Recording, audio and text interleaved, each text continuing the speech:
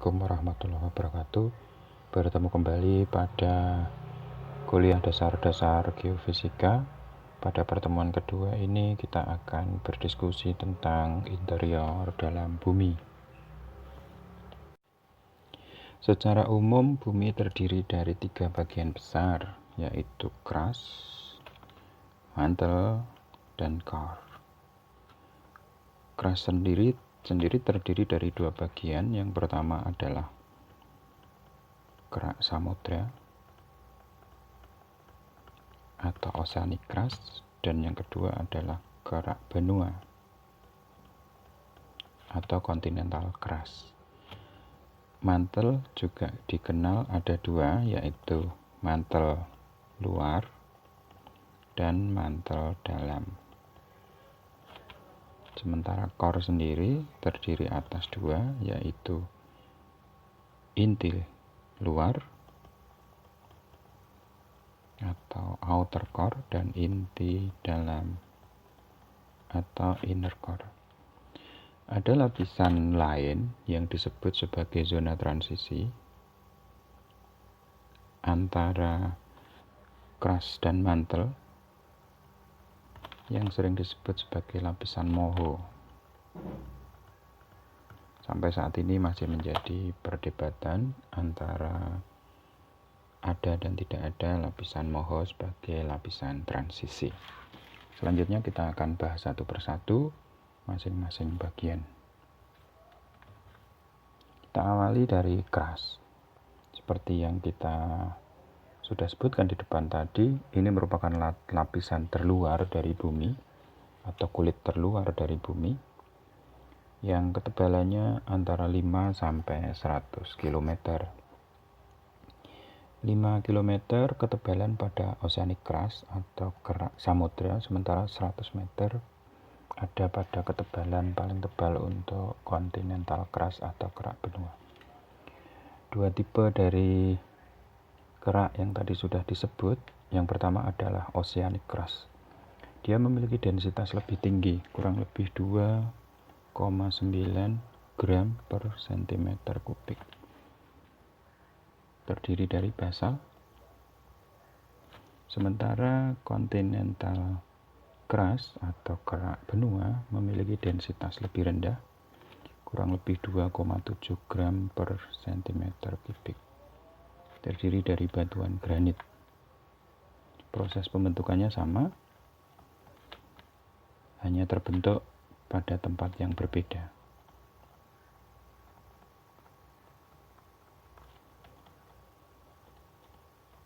Kita akan membahas proses pembentukan pada pertemuan berikut pada submateri siklus batuan. Berikut ini adalah ilustrasi ketebalan kerak di permukaan bumi. Garis-garis hubung dengan angka disebut sebagai kontur. Selanjutnya kita sebut sebagai kontur ketebalan kerak bumi dalam satuan kilometer. Bisa diperhatikan bahwa garis hubung memiliki nilai ketebalan yang sama. Warna secara layering juga memiliki ketebalan yang sama. Bisa diperhatikan warna-warna biru merupakan warna-warna dengan ketebalan rendah atau lebih tipis. Garis-garis hubung menunjukkan bahwa ketebalan pada daerah yang di garis merah ini adalah 10 km. Semakin ke arah samudra semakin tipis. Sementara pada kerak benua semakin ke arah daratan semakin menebal. Sebagai contoh, ketebalan paling tinggi 40 km dengan warna coklat. Jadi semakin ke arah benua semakin menebal. Kita kenal peta ini sebagai peta kontur ketebalan kerak bumi. Oceanic crust dan continental crust bergerak relatif satu sama lain, di mana oceanic crust, dasar samudra, mengalami pemekaran dan bergerak hingga menumbuk pada bagian continental crust sehingga menunjam, dan daerah ini disebut sebagai daerah penunjaman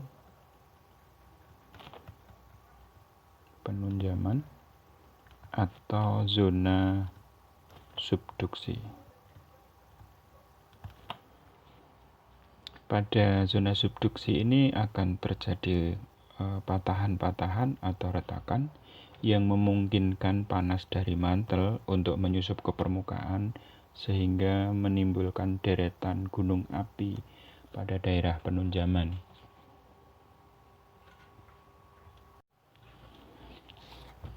Ilustrasi yang sama terjadi di Indonesia, di mana lempeng Indo-Australia bergerak relatif menumbuk lempeng Eurasia sehingga terjadi daerah penunjaman yang kita kenal sebagai Palung Sunda, dan hasil penunjaman mengakibatkan deretan gunung api yang lebih kita kenal sebagai cincin api luar. Tanda-tanda panah ini merupakan pergerakan relatif lempeng yang saling mendekat satu sama lain sehingga menimbulkan efek deretan gunung api dan banyaknya gempa yang terjadi pada daerah pertemuan antar lempeng. Bisa diperhatikan bahwa Kalimantan relatif tidak memiliki gunung api karena memang berada pada lempeng benua atau kerak benua yang relatif jauh dari daerah penunjaman. Yang kedua, kita kenal lapisan yang disebut sebagai mantel. Mantel ini merupakan bagian selimut bumi yang paling tebal. Di dalamnya terjadi fenomena yang kita kenal sebagai arus konveksi. Ada lapisan tipis yang sangat rigid yang kita kenal sebagai mantel atas, yang merupakan zona transisi, tapi menyebabkan continental crust seolah-olah mengapung di atasnya, atau kita kenal dengan continental drift. Fenomena ini nanti kita jelaskan selanjutnya, bagaimana kerak benua terlihat bergerak saling mendekat atau menjauh satu sama lain bagaikan potongan pasel di permukaan bumi.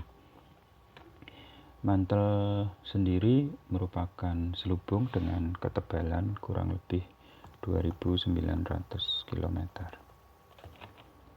Temperatur tertinggi dari mantel ini mencapai 3.000 derajat Celcius.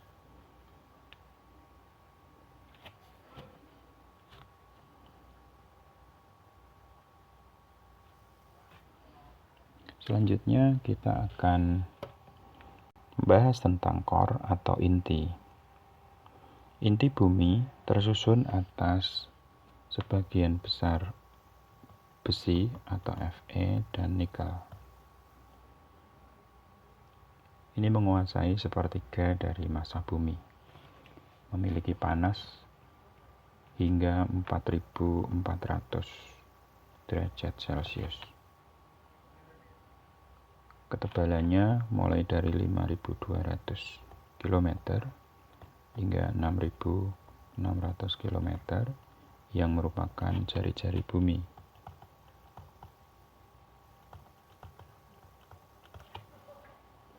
Kita kenal bahwa ada dua inti. Yang pertama adalah inti luar dan inti dalam. inti luar ini bersifat cair, sementara inti dalam bersifat padat.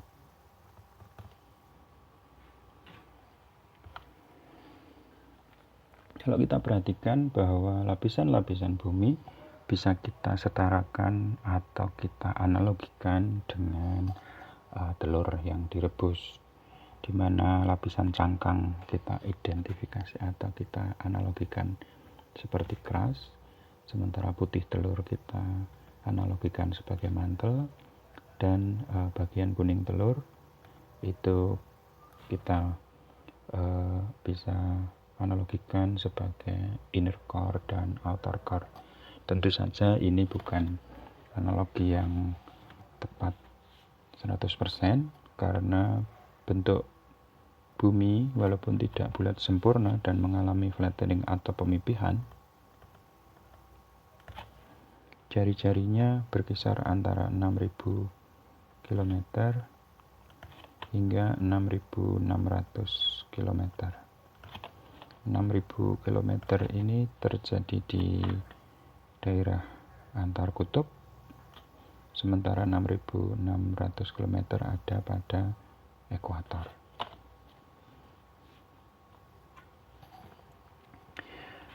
Secara fisik, struktur bumi terdiri dari 5 lapisan atau 5 layer. Yang pertama adalah litosfer, lapisan yang sangat rigid pada bagian luar sebagai penutup luar, kita kenal sebagai crust, yang terdiri dari 2, oceanic dan kontinental. Yang kedua adalah astenosfer, yang merupakan solid rock atau batuan padat yang bergerak sangat lambat, seperti halnya pergerakan aspal yang panas. Yang ketiga adalah mesosfer atau middle layer. Ada pada kedua bagian ini, astenosfer dan mesosfer, kita mengenalnya ada pada bagian mantel yang terdiri antara mantel atas dan mantel bawah. Sementara bagian keempat adalah outer core. Ini merupakan bagian besi cair, Fe(Ni) cair, sementara inner core yang sangat-sangat padat terbentuk dari Fe(Ni) padat.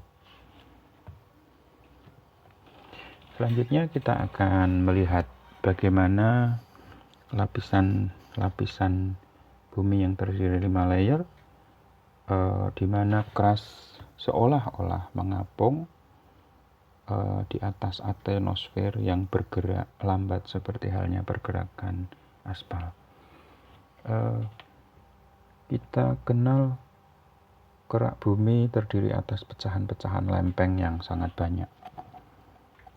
Teridentifikasi sampai awal abad 20 teridentifikasi ada 19 pecahan lempeng yang ada di dunia. Saat ini ditemukan banyak pecahan-pecahan lempeng kecil yang merupakan batas-batas pergerakan baru dari lempeng-lempeng samudra dan lempeng benua. Dapat diketahui bahwa lempeng-lempeng ini bergerak di atas astenosfer yang merupakan batuan padat tapi bergerak sangat lambat, semacam aspal cair. Bisa diperhatikan di sini ada beberapa fenomena menarik di mana pergerakan lempeng terdiri dari 3 gerak utama, yaitu divergen, konvergen, dan slide atau sesar. Daerah divergen adalah daerah yang saling menjauhi. Salah satu contohnya adalah batas antara Amerika Selatan dengan plat African atau lempeng Afrika. Ini ada di tengah Samudra Atlantik, di mana dasar Samudra Atlantik mengalami pemekaran dan mendorong lempeng Amerika Selatan menjauh dari lempeng Afrika. Bila diperhatikan, sisi pantai Afrika menyerupai sisi pantai Amerika. Bisa diidentifikasi sebelum berjauhan, dua lempeng ini merupakan satu kesatuan. Pergerakan lempeng dasar samudra di tengah Laut Atlantik kita kenal sebagai Mid-Oceanic Ridge atau pematang tengah samudra. Yang kedua adalah konvergen atau saling mendekati. Contohnya ada pada pembentukan Gunung Himalaya, di mana lempeng Eurasia bertemu dengan pecahan lempeng Indo-Australia. Jadi Sri Lanka sebelumnya bergerak relatif dari bawah ke atas dan menumbuk lempeng Eurasia. Tumbukan antara lempeng benua dengan lempeng benua ini menimbulkan pengangkatan yang menyebabkan deretan gunung atau pegunungan Himalaya. Yang ketiga adalah sesar atau geser. Contohnya terjadi di San Andreas. San Andreas adalah merupakan contoh di mana lempeng saling bergeser, tidak menumbuk atau saling menjauhi, tapi bergerak relatif samping ke samping. Ini menciptakan pematang yang sangat panjang di California atau yang sering dikenal sebagai pematang San Andreas. Menimbulkan gempa yang luar biasa dan menjadi inspirasi dari beberapa film. Salah satu contohnya adalah film yang menceritakan tentang kejadian kiamat tahun 2020. Itu 3 pergerakan utama dari lempeng-lempeng bumi. Yang pertama adalah divergen atau saling menjauh. Contohnya terjadi di tengah Samudra Pasifik. Yang kedua adalah konvergen atau saling mendekati, terjadi pada pembentukan Gunung Himalaya. Dan yang ketiga adalah saling geser atau sesar, contohnya adalah San Andreas.